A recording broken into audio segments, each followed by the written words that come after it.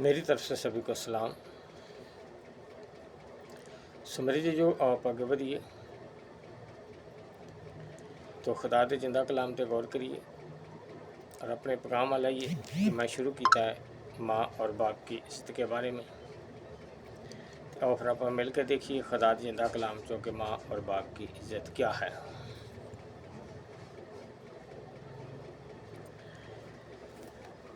ये है मेरे जी जो पहला सामूएल कल ये एक ऐत पढ़ी सी उस मैच के गई सी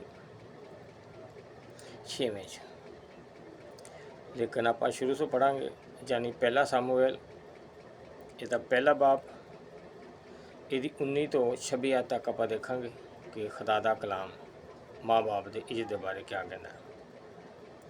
लिखा है जी 19 आयतों, और सुबह को वो सवेरे उठे और खुदावंद के आगे सजदा किया और रामा को अपने घर लौट गए। और अलकाना ने अपनी बीवी हन्ना से सोबत की और खुदावंद ने उसे याद किया।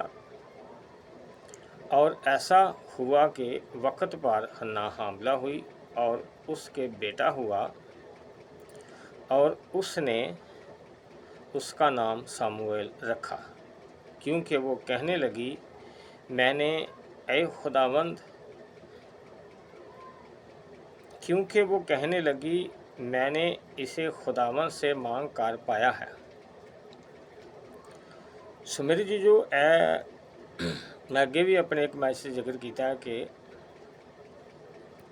जिन्हों के बच्चे नहीं ना होंगे वो परेशान तो बहुत होंगे, बाप भी तो माँ भी, लेकिन ज़्यादा माँ ही परेशान होंगी है, क्योंकि खुदा के कलाम के मुताबिक माँ ज़्यादा परेशान होंगी। इसलिए कि खुदा के कलाम च नयानामे लिखा है कि औरत बच्चे होने के सबब से मुबारक ठहरेगी। तो मुबारक उन्होंने ना लगता जी उन्होंने लक मिलता है जोड़ा सीधा फरदौल जाता है, दूसरे को नहीं। लांती तो ये लफज ही नहीं लगता मुबारक खाना।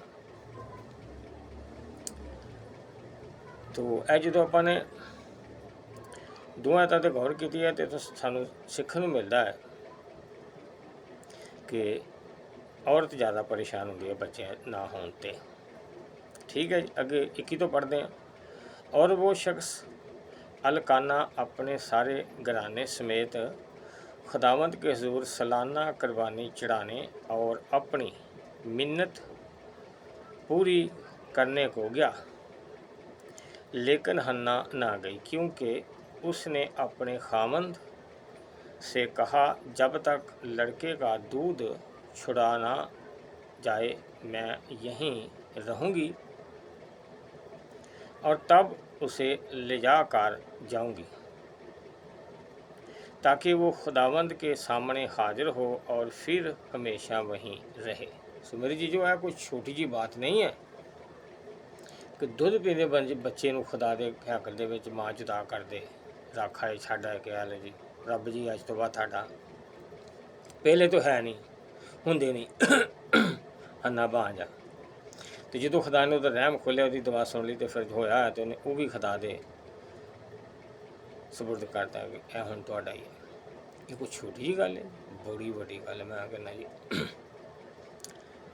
जी सुन चाहता ना जी कि उड़ा दिल है उस इंसान का, मेरे हिसाब ना तो खड़ा केड़ा भी दिल होना,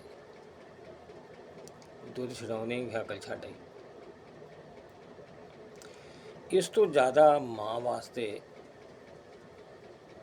की सबर करना या सबर की कोई इंतहा या कोई हद या को असी कह सकते कोई बन्ना है कंडा है नहीं है। अर्ज कर रहे हैं पहले तो भांजा है नहीं बच्चा, तो जो खुदा ने सुनी उसका रहम खोलिया भांजपन खत्म किया यसू मसीह के नाम अपने बेटे के नाम से खुदा ने, तो मुड़ के जो दोष रहा तो छड़ ही। सो मेरी जी जो सोचने वाली गल है। ठीक है जी, अगे बढ़िए।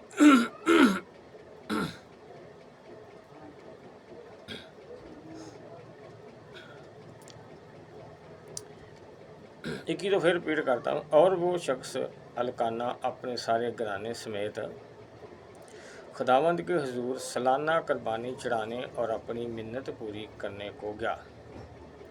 लेकिन हन्ना ना गई, क्योंकि उसने अपने खामंद से कहा, जब तक लड़के का दूध छुड़ाया ना जाए मैं यहीं रहूँगी, और तब उसे लेकर जाऊँगी ताकि वो खुदावंद के सामने हाजिर हो और फिर वहीं हमेशा रहे। और उसके खामंद अलकाना ने उससे कहा, जो तुझे अच्छा लगे सो कर, जब तक तू उसका दूध ना छुड़ाए ठहरी रह। फतक इतना हो कि खुदावंद अपने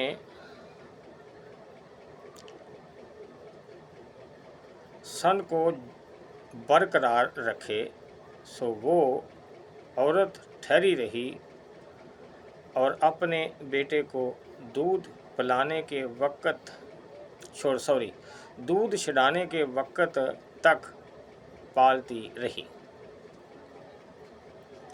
और जब उसने उसका दूध छड़ाया तो उसे अपने साथ लिया और 3 बछड़े और 1 फतक आटा और मैं की एक मशल अपने साथ ले गई और उस लड़के को सलार में खुदावंद के घर लाई।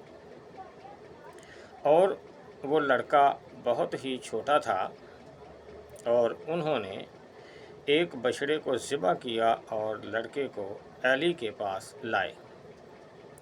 और वो कहने लगी, ऐ मेरे मालिक, तेरी जान की कसम, ऐ मेरे मालिक, मैं वही औरत हूँ जिसने तेरे पास यहीं खड़ी होकर खुदावंद से दुआ की थी।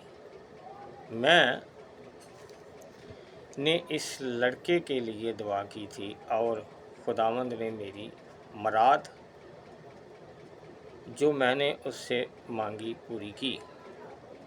इसलिए मैंने भी इसे खुदावंद को दे दिया, जे अपनी ज़िंदगी भर के लिए खुदावंद को दे दिया गया है। तब उसने वहाँ खुदावंद के आगे सजदा किया। हाँ जी मेरे जी, ये छोटा जिहा हौसला, किड्डी माँ हो, किड्डी दलेर होगी, किन्नी बाबरकत है। ये मेरा सिर्फ इन्हां औरतां दे मुतलक तुहानूं कलाम चों सुनाना मतलब ये है कि मैं उन्हां लोकां लई बार बार कहना कि जिहड़े लोग साल बाद ये जी माँ का दिन आ गया, ये प्यो का दिन आ गया, साल बाद एक दिन बस, मुड़ के कुछ भी नहीं। तो मैं हर मैसेज जिक्र करदा जी कि ऐसा ना करो। ना तो बाइबल मुकद्दस कहीं लिखा है, ना खुदा ने कहा, ना कोई खुदा ने अपने फरिश्ते ने भेजा कि जा जाके तो कह दे कि भाई माँ प्यो का साल च एक दिन मना, ऐसा नहीं है, ना बाइबल इजाजत देती। तो फिर साल च एक दिन क्यों जी, साल बाद एक दिन बाद, मुड़ के कुछ नहीं। अगर एहतराम करना है तो फिर सारी ज़िंदगी करो, जैसे माँ प्यो सारी ज़िंदगी अपने बच्चों को समझाता, पालता, पोसता है, ख्याल रखता है, इस तरह तुसी भी। तो जो साल च एक दिन होना, फिर मैं कहूँगा भी हमाकत समझदारी नहीं, बेवकूफ़ी। मैं अगले मैसेज भी कहा कि साल च एक ही बारी माँ प्यो का हज़ा या एहतराम या बल्ले बल्ले या फुल लिया के देने या वो जो तो टिक टुका तो अपना चढ़ाना, ये कोई अच्छी बात नहीं। एहतराम करना तो फिर पूरी ज़िंदगी करो। तो साल च एक दिन का तो फिर कोई तलक बनता ही नहीं। ठीक है जी, अज के कलाम के वसीले ने मैनू तो तुहानूं खुदा बड़ी बरकत दे, समझ दे, अकल दे दिनाई बख्शे यीशु मसीह के वसीले। तो खुदा ने चाहे तो कल फिर ये बारे मैसेज बनावांगे, तो फिर अगे चलांगे, देखांगे कि अगे जिथे खुदा ने शुरू किया कहना है कि अपने माँ तो प्यो की इज्जत करो, एहतराम करो, इज्जत ख्याल करो। ठीक है जी, फिर इस तरह के जोड़े बालियाँ शुरू करेंगे। ठीक है जी, 7वां मैसेज आपके पास आ गया जी, माँ प्यो की इज्जत के बारे में। ठीक है जी, यीशु मसीह के नाम पे आमीन।